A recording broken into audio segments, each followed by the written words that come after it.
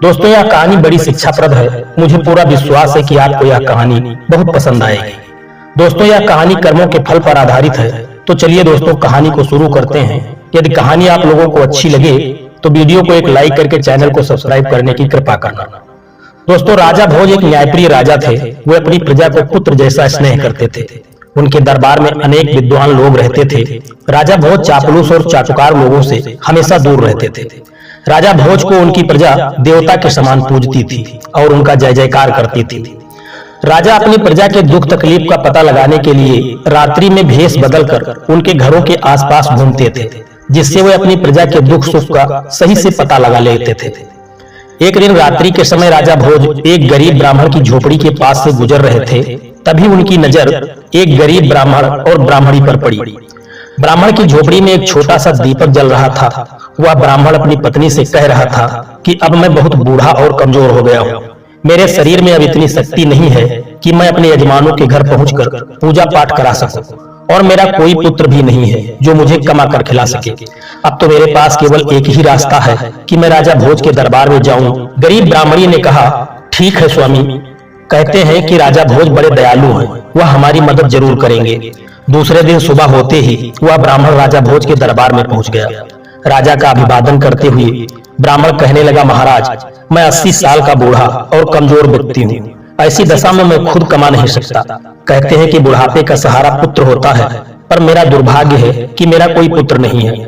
अब ऐसी स्थिति में राजन, मुझे 2 जून की रोटी भी मिलना मुश्किल है। राजा भोज ने उस ब्राह्मण की गरीबी का पता रात्रि में ही लगा लिया था। इसलिए राजा भोज ने 100 सोने और चांदी के सिक्के उस ब्राह्मण को दे दिए। ब्राह्मण के पास अब इतना धन आ चुका था कि वह सुखपूर्वक अपना जीवन व्यतीत कर सकता था। ब्राह्मण खुशी खुशी घर पहुंचा और वे रुपये एक लकड़ी के संदूक में रख दिया। किंतु रात्रि में एक विचित्र घटना घटी। सुबह जब वह ब्राह्मण संदूक खोला तो सारे रुपये गायब थे। ब्राह्मण सोच में पड़ गया कि उसके घर के दरवाजे सुबह तक बंद थे, कोई व्यक्ति घर के अंदर आया भी नहीं, तो रुपये कहाँ चले गए। वह ब्राह्मण व्याकुल होकर सुबह दूसरी बार राजा भोज के दरबार में पहुंच गया और रात का सारा हाल बताया। राजा ने उसे दूसरी बार भी 100 सोने चांदी के सिक्के दिए। ब्राह्मण बहुत खुश हुआ। अब ब्राह्मण उन रुपयों से अपना नया मकान बनवा सकता था, किंतु होने को कुछ और ही मंजूर था। ब्राह्मण रात्रि को गहरी नींद में सोया था। उसने स्वप्न में देखा कि राजा भोज उससे कह रहे हैं कि ब्राह्मण देवता, राज्य पर बहुत बड़ा संकट आ गया है, इसीलिए मैं वह रुपये लेने आया हूँ जो मैंने सुबह तुम्हें दिए थे। ब्राह्मण ने खुशी खुशी वह रुपये राजा को लौटा दिया। जब सुबह हुई तो ब्राह्मण ने देखा आज भी संदूक से वह रुपये गायब थे। ब्राह्मण की कुछ समझ में नहीं आ रहा था कि स्वप्न में लौटाए गए रुपये सचमुच कैसे गायब हो गए। वह गरीब ब्राह्मण सुबह राजा भोज के दरबार में पुनः पहुंचा और रात्रि का सारा वृत्तांत राजा के सम्मुख कह दिया। राजा घोर आश्चर्य में पड़ गया। वह चकित था। राजा ने अपने कोषाध्यक्ष को आदेश दिया कि 100 सोने व चांदी के सिक्के ब्राह्मण को पुनः दिए जाएं। राजा की आज्ञा का पालन हुआ। ब्राह्मण खुशी खुशी घर पहुंचा। लेकिन राजा भोज ने निश्चय कर लिया था कि वह आज रात्रि खुद ब्राह्मण की कुटिया के पास पहुंचकर सब कुछ अपनी आंखों से देखेगा। रात्रि में राजा जब ब्राह्मण की कुटिया के पास पहुंचा तो रात्रि के तीसरे पहर की घटना देखकर राजा हैरान था। राजा ने देखा कि बिल्कुल उसी की शक्ल सूरत वाला व्यक्ति ब्राह्मण की कुटिया में पहुंचकर वह रुपये वापस मांग रहा है। राजा भोज ने जब यह देखा तो राजा से रहा न गया। राजा अपने उस हमशक्ल व्यक्ति के पास पहुंचकर कहने लगे कि महाशय, आप कौन हैं जो इस गरीब ब्राह्मण को दुखी कर रहे हैं? आप राजा नहीं हैं, राजा तो मैं हूँ। आप इस तरह से क्यों इस ब्राह्मण को दुखी कर रहे हैं और मुझे बदनाम कर रहे हैं? राजा के उस हमशक्ल ने राजा से कहा, राजन, आप नहीं जानते कि यह निर्धन ब्राह्मण अपने किए गए कर्मों का फल भोग रहा है। इस ब्राह्मण के रुपये या तो गायब हो जाएंगे या इसका बना बनाया मकान गिर जाएगा। यह इन पैसों का उपयोग नहीं कर पाएगा क्योंकि सुख इसके भाग्य में है ही नहीं। राजन, हर व्यक्ति को उसके किए गए पूर्व कर्मों का फल मिलता है। इस ब्राह्मण की निर्धनता इसके पूर्व में किए गए कर्मों के कारण ही मिली है। राजा भोज ने कहा, इसमें कोई संशय नहीं है महाराज, लेकिन मैं आपसे विनती करता हूं कि इसे कोई दंड न दे। इसकी करनी का दंड मैं भुगतने के लिए तैयार हूं। राजा ने बहुत अनुनय विनय की। तब राजा का वह हमशक्ल कहने लगा, राजन, होनी का दंड तो सबको मिलता है। मनुष्य कर्मों और भाग्य का गुलाम है। तुम्हें भी अपने पूर्व में किए गए कर्मों का फल भोगना पड़ेगा। इससे कोई बच नहीं सकता। इस दुनिया में सबको प्रकृति से लड़ना पड़ता है। यह प्रकृति ही सबको अच्छा और बुरा अवसर प्रदान करती है। कर्मों का खेल बड़ा विचित्र है। यह कहकर वह राजा का हमशक्ल गायब हो गया। एक दिन राजा अपने सबसे तेज और ताकतवर घोड़े पर सवार होकर जंगल में शिकार खेलने निकल गया। राजा के साथ कुछ सिपाही भी थे। सारा दिन शिकार की तलाश करते करते वे अपने राज्य की सीमा पर पहुंच गए। राजा के सिपाही पीछे छूट गए। तभी उस घोड़े ने एक ऊंची पहाड़ी से छलांग लगा दिया। राजा भोज लहूलुहान होकर घोड़े से गिरकर मूर्छित हो गए। उनका मुकुट भी गिर गया। राजा भोज को जब होश आया तो उन्होंने देखा कि वे पड़ोसी राजा के सिपाहियों के कब्जे में हैं।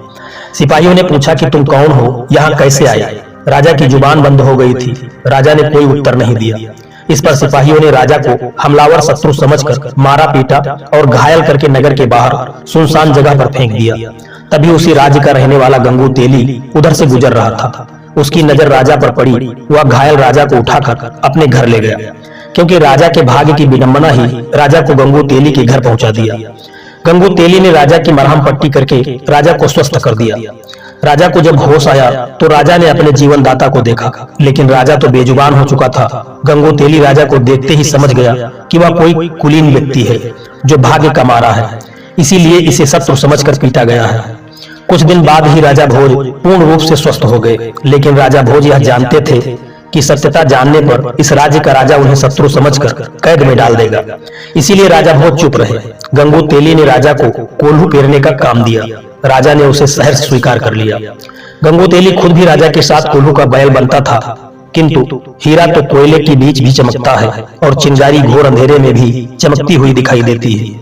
गंगू तेली ने राजा की विशाल बाहें, चौड़ी छाती, चमकता हुआ मस्तक देखकर अनुमान लगाया कि यह उसका दास जो है वह कोई साधारण व्यक्ति नहीं है। राजा भोज को अपने जीवनदाता का कर्ज चुकाना था, इसीलिए पूर्ण स्वस्थ हो जाने पर भी राजा ने अपना भेद नहीं खोला। एक दिन राजा स्वभाव बस कोई एक गीत गुनगुना रहे थे, तो वहां तेल के लिए आए हुए ग्रामीणों ने राजा का गीत सुना। राजा की मधुर आवाज सबके मन को भा गई।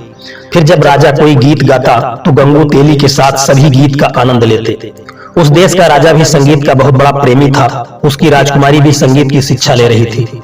उस राज्य के राजा के दरबार में गायकी और नृत्य हुआ करते थे और गाने वालों को उचित इनाम भी दिया जाता था।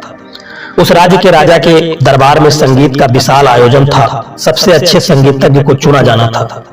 किसी तरह से गंगू तेली ने अपने दास राजा भोज को तैयार किया और नियत समय पर राजा भोज अपने स्वामी गंगू तेली के साथ उस दरबार में पहुंचे।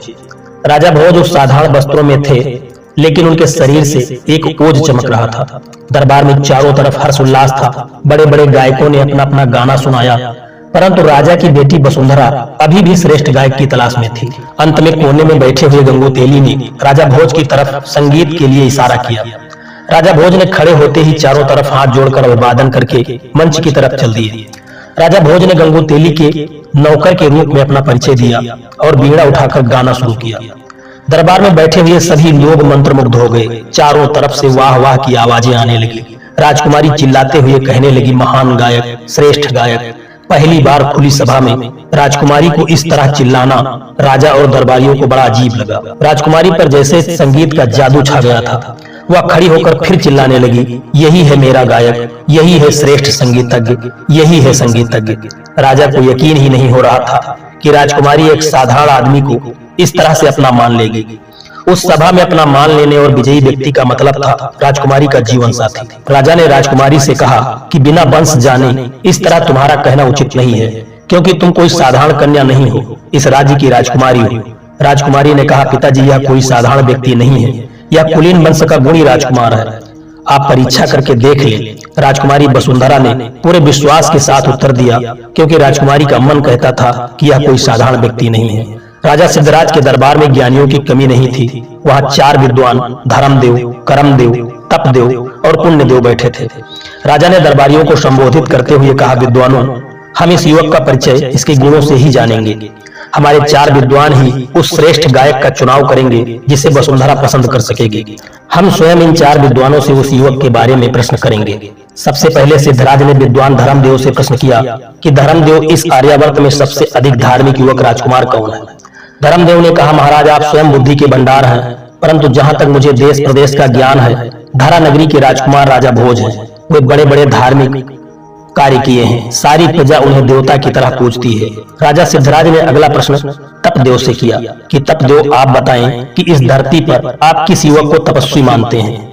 तब देव ने कहा, महाराज, राजा भोज ही कई युद्धों में जीवन मृत्यु के बीच पहुंचकर विजयी हुए हैं। ऐसे वीर को मृत्यु भी आसानी से नहीं छू सकती। राजा सिद्धराज ने तीसरा प्रश्न कर्मदेव से किया कि आप बताएं कि इस धरा पर किस युवक के कर्म अच्छे हैं। कर्मदेव ने कहा, महाराज, जहां तक मुझे ज्ञान है, राजा भोज के कर्म बहुत अच्छे हैं। राजा सिद्धराज ने अंतिम प्रश्न पुण्यदेव से किया कि पुण्यदेव आप बताएं, ऐसा कौन सा पुण्यात्मा युवक है जो हमारी सभा में आकर हमारे सामने हमारी राजकुमारी का पाणी ग्रहण कर सके। महाराज, ऐसी पुण्यात्मा तो इस धरती पर राजा भोज ही हैं। उनके पुण्य की कहानियां अनेक हैं, वे सबसे महान हैं। पुण्यदेव ने स्पष्ट किया।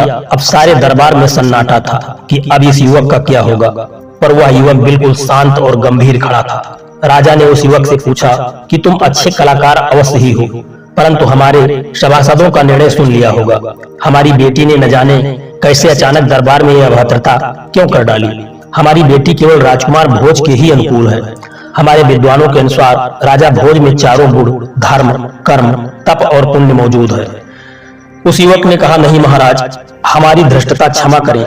भोज के गुणों से भी बड़ी कोई शक्ति है जो महान व्यक्तियों को भी अपने बस में रखती है। राजा सिद्धराज चिल्लाते हुए बोले कि तुम हमारे विद्वानों का अपमान कर रहे हो। क्या धर्म, कर्म, तप और पुण्य से भी बड़ी कोई शक्ति है? युवक, तुमको नहीं पता हमारे विद्वानों का अनादर करने का दंड क्या है। वह युवक बोला, महाराज, दंड तो बुरे कर्मों का मिलता है, सत्य बोलने पर नहीं। सत्य बोलने पर तो इनाम मिलता है। युवक की बात सुनकर भरी सभा में ठहाके गूंज उठे। क्या मतलब है इसका? राजा सिद्धराज ने कहा, कैसा इनाम? युवक ने कहा, महाराज, धर्म, कर्म, तप और पुण्य से भी बड़ी शक्ति है होनी या भाग्य। राजा भोज इन सब गुणों के होने के साथ साथ अभी भी दर बदर की ठोकरें खा रहा है, पर होनी बड़ी प्रबल है। होनी को कोई नहीं टाल सकता। राजा सिद्धराज ने कहा, तो क्या तुम ही राजकुमार भोज हो युवक? युवक ने कहा, हाँ महाराज, मैं ही राजा भोज हूँ। ये सब होनी का खेल है जो आज मैं आप सबके बीच हूँ। भोज ने ब्राह्मण और शिकार की सारी बात कह सुनाई। कहा, महाराज, आपके सैनिकों ने तो मुझे मारकर फेंक दिया था, पर यह तो भला हो मेरे जीवनदाता गंगोतेली का, जिन्होंने मेरे प्राण बचाए। पर मैंने इन्हें भी अपना परिचय न देकर इनकी दास्ता को स्वीकार कर लिया। सारी सभा में हर्ष का माहौल हो गया।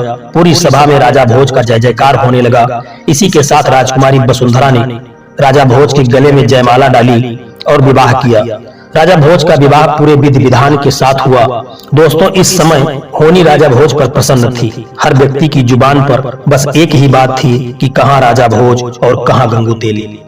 दोस्तों, यह कहानी यदि आप लोगों को पसंद आई हो तो वीडियो को एक लाइक करके चैनल को सब्सक्राइब कर लेना, क्योंकि हमारे चैनल पर आपको इसी तरह के ज्ञानवर्धक वीडियो देखने को मिलेंगे। हर वीडियो में कोई न कोई एक अच्छा संदेश छिपा होता है जो आपके जीवन में बहुत ही काम आने वाला होता है।